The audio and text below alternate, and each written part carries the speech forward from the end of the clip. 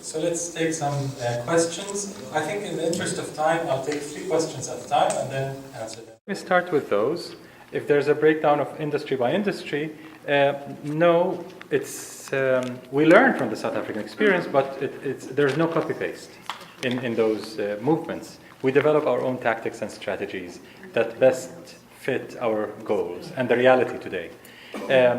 There are several resources, but we do not believe in long lists of companies that should be boycotted, because if we want to enumerate the companies that are complicit in Israel's violations, that takes, that's the entire list. All the companies are somehow connected, more or less.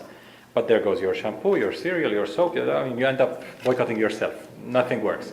So we don't believe in that. To be strategic about it, we've got to prioritize.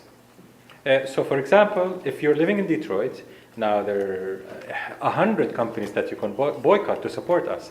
The best targets, we have 3 criteria on how to select a target. The first criteria is the level of complicity. The more complicit, the more involved this company is in violations of human rights, the easier it is to target it. The second is the possibility of establishing a broad tent, cross-struggle kind of alliance against that company. So if the company is involved in, let's say, the private prison systems, incarcerating black youth, and oppressing the Palestinians, that would be a better company to target than one that's just oppressing the Palestinians, because then you can build alliances with various communities. The third one is the possibility of success. So it's important that the company is complicit. It's important that it's targeting. Many other communities are interested in targeting it, but it's important as well to assess whether we can succeed with a BDS campaign against that company. Intel was mentioned. In fact, Intel is deeply complicit, extremely complicit in Israel's violations of international law. But we do not target Intel because we cannot win. It's a near monopoly. Today, if we call for a boycott of Intel, no one will listen to us because most people cannot effectively boycott Intel. So the success rate will be 0.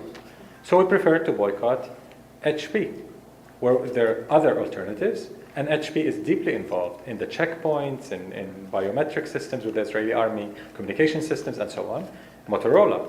So Caterpillar, obviously, bulldozing houses and killing Rachel Corrie, and so on. So we focus on companies that are easier to work on as a strategy to build the movement and to educate. In each boycott campaign, we need to use the opportunity to educate. But one resource I can suggest is Who Profits. Our Israeli partners have this excellent database called whoprofits.org. And it's a database of companies. So if you're not sure about a specific company, you just go there and in the search, enter the name of the company. You can enter the name of a country. You can enter the name of, several keys for searching. But if you enter the name of the company, it will tell you exactly how it's complicit. And then you can choose whether that's a campaign you want to pick up in your community, in your institution, or not.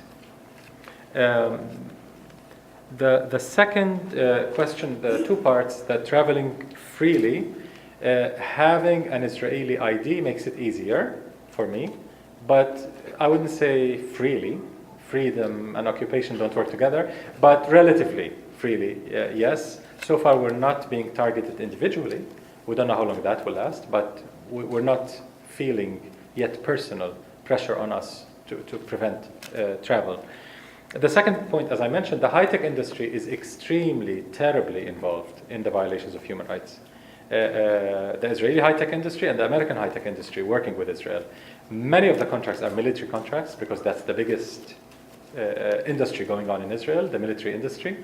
As you have the Pentagon hugging all the budget, in Israel it's the same. The army and the security establishment is the fattest entity in the state. So many of the contracts are military contracts. So yes, they're very deeply involved in violations. But again, we pick the targets that we can win against.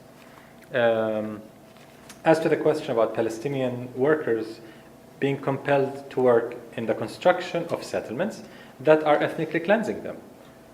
They're digging their graves, in a way. So what's the position of the BDS movement? This is a very, very tough question.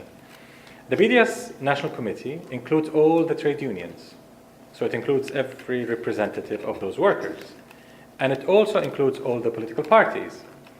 From the political parties, we always get a lot of pressure to make it, not criminalize it, but to attack work in settlements as high treason. It should not be allowed, and to call for a boycott of work, of labor in building settlements. The trade unions answer, usually, that the Palestinian Authority is investing so much money in so-called security, which is certainly not our security. It's the security of the Israeli occupation and the settlements. But a huge chunk of the Palestinian Authority budget goes to the security apparatuses, and there's so many of them, rather than investing in job creation, in training, job training, and sustainable jobs for our workers.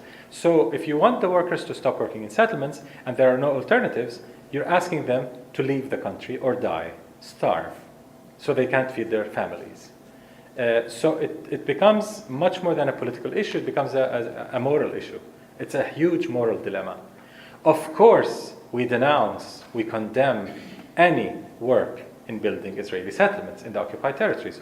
Goes without saying. But are we pursuing an active boycott against that? No, we're not. And the main reason is the Palestinian Authority and the way it's designed and its agenda that is not helping at all in gaining relative independence for those workers to find Palestinian jobs to work in.